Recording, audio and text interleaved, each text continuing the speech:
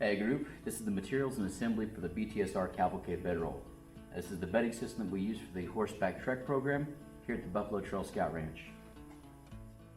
Now before arriving here at the ranch, you need to have constructed one of these bedrolls and have practiced rolling it up and tying these knots. Every day, every morning, camp to camp, you'll be expected to build your own bedroll and fix it to the saddle, the same way every time. Essentially, a bedroll is comprised of 3 different components. First and foremost is a tarp. Now this is meant to keep your bedding dry whenever training. It also keeps trees, briars, and rock outcroppings from ripping up your blankets whenever we're going up and down the trails. You can also use it as a ground cloth whenever you're sleeping, or if the wind gets up or it gets a little cool, always roll up in it. It makes a great insulator, keeps you warm. The bedding itself, we usually use blankets or derivatives of blankets. We'll go over the different sizes. These are some of the options that have made their way out on trail. Work pretty well. Lastly is the rope. Now we use 1/4 inch Sissal rope. We'll show you the knots. Just make sure that your bedroll stays wrapped up, tied up tight, and secured to your saddle. Now dimensions and specifications. You'll notice that there are several different options for some of these components, such as this tarp. Different price points, different availability. For the tarps themselves, they need to be about 4 foot wide. That's the width. 4 foot is a really good width for these, and essentially your height. So 4 foot by 6 foot is a typical tarp size. I've got heavy duct canvas right here. This is usually the most expensive and hard to get a hold of. I've also got plastic. This is 6 mil. Find it at the hardware store, buy it by the roll, cut it up into lots of pieces, and divide the cost. Easiest way to do it. We've got a cannibalized wall tent and some Tyvek. Different materials will work and suffice. Notice though that there's an absence of the blue tarps. Those crinkly blue tarps, try to make sure those don't make it on a trail. Don't bring them, guys. For your blanket bedding, I've got several different options shown right here. If you find something that works out better than this, go ahead and bring it. The important thing is the dimensions, 5 foot by 6 foot at least. You need to have good coverage with your blankets so you're not pulling them back and forth all night long. We've got a Mexican blanket right here. This is my least favorite. I've got a windproof / waterproof fleece and an extremely large fluffy fleece. Once rolled up and compacted, they work quite well. Now for the final part of your bedroll, you're going to require 2 7-foot lengths of rope. As stated before, these are 1/4 inch Sissal. We'll show you the knots here in just a moment, but this is the best type of rope to use. I've also got a roll of sinew. Wax thread will work, and this is for whipping the ends of the rope to make sure that they don't become frayed over the course of the week. I've also got the cheat, and that would be Gorilla Tape. So you can tape the ends. The main idea here is to make sure that your rope stays good and doesn't fall apart. All right, let's go ahead and take one from each pile and show you how to put this all together. First things first, your tarp. This one right here is a 4 foot by 5 heavy duct canvas. Go ahead and use the fluffy fleece. This is a large fleece blanket, about 5 foot by 6 foot. Fold in half. The main idea is to make this around 24 inches wide.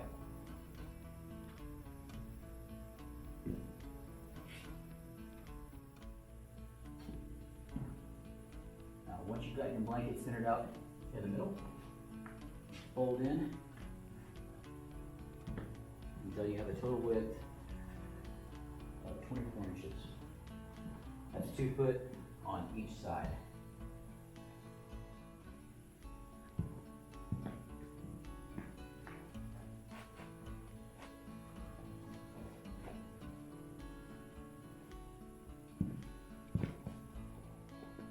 Once you've got it folded in, you'll be rolling it up. Go ahead and get our ropes ready before we do so. You need 7 foot long ropes. You need 2 of them.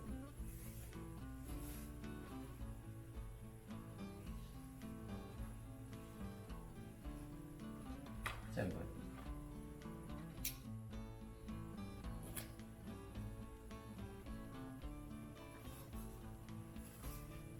One.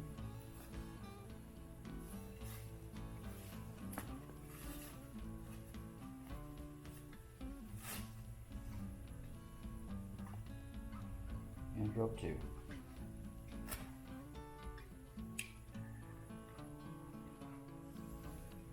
Now one end of each of these ropes, you're going to be tying an overhand knot on a bite. So you're going to go ahead and take the rope, put a bend in it, and then tie an overhand knot. This creates a loop. Real simple. Make it as small as you can make it. Just like that. Go ahead and show you that one more time.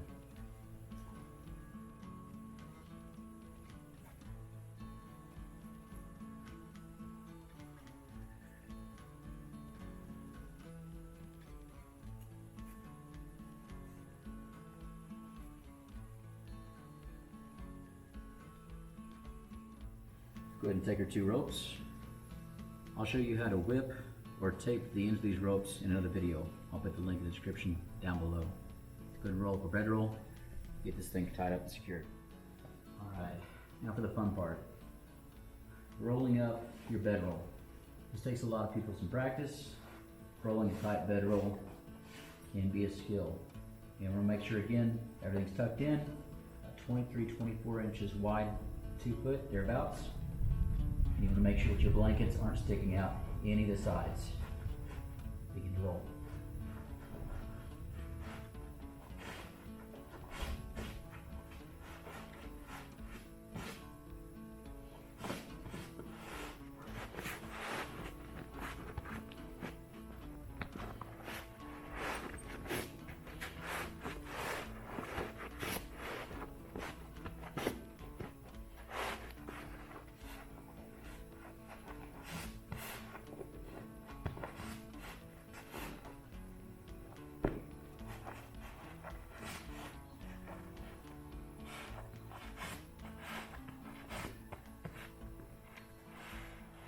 Should be tight enough.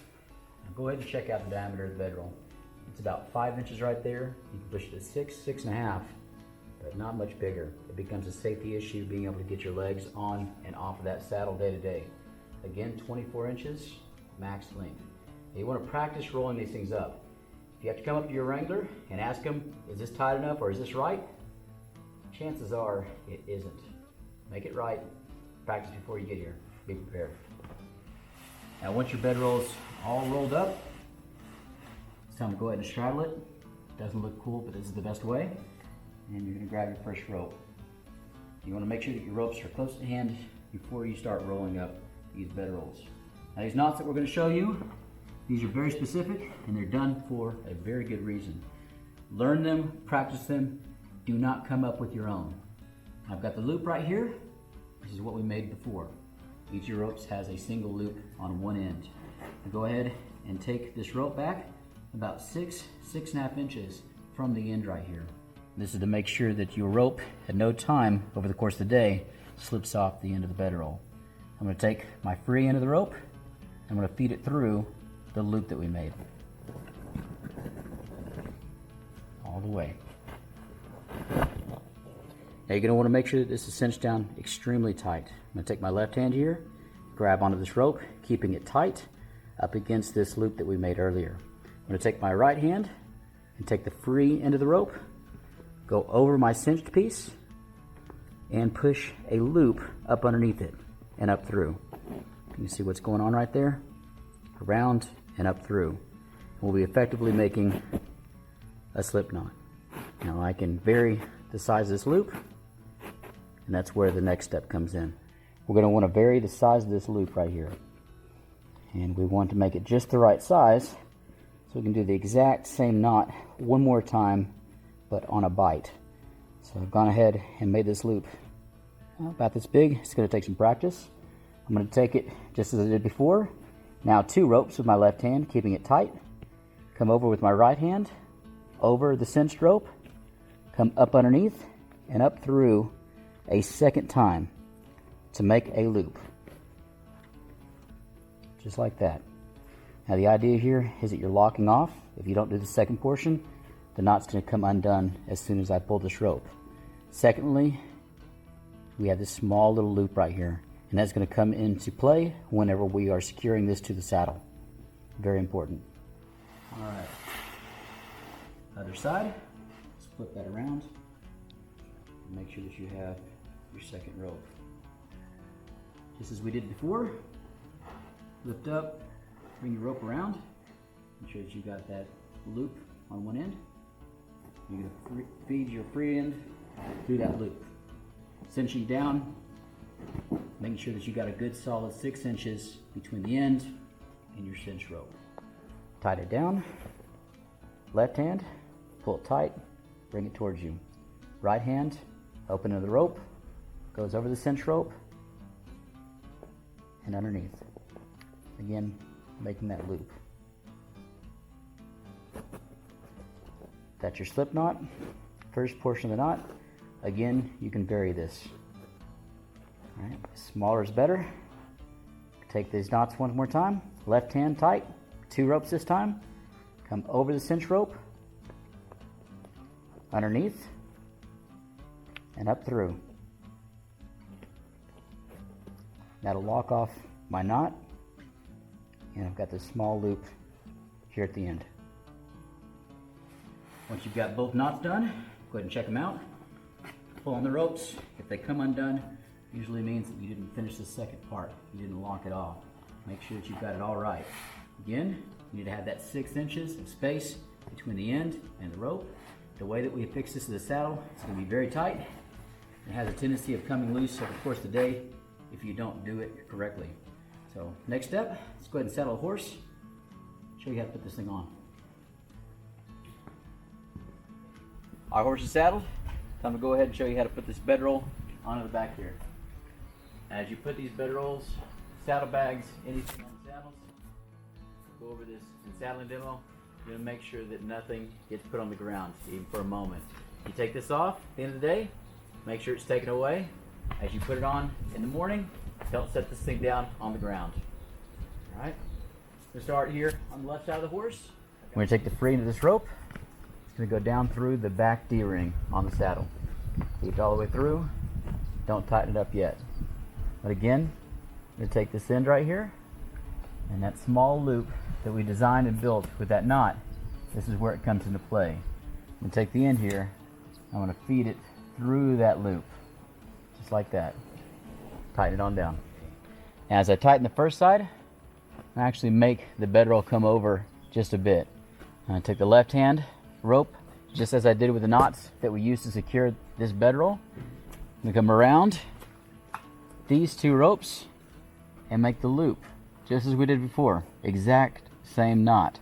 This time I'm not going to have to vary the size of the loop. Just going to make it larger and go around a second time. That's locked. Time to do the other side. As you come around the horse, make sure that bedroll doesn't slide off and fall to the side of the horse. Push him off this fence real fast. You tie the exact same knot once more. Take the free end of the rope down to the D-ring. And go right back up. Find your loop that you built in the knot. And start to cinch down.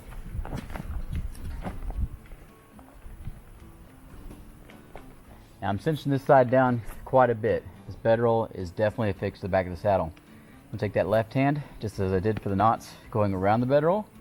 Pull back, right hand over. Now 2 ropes. Back behind. I'm making that same loop once again.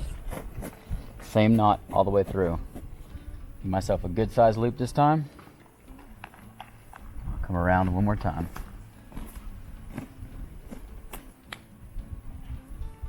Tighten down, bedroll's on. Once you've tied your knots, make sure once more that your bedroll is securely fixed to the back of the saddle. Last thing you can do is take a large Sharpie and write your name big across the back of this bedroll. That's going to allow your wranglers to learn your name.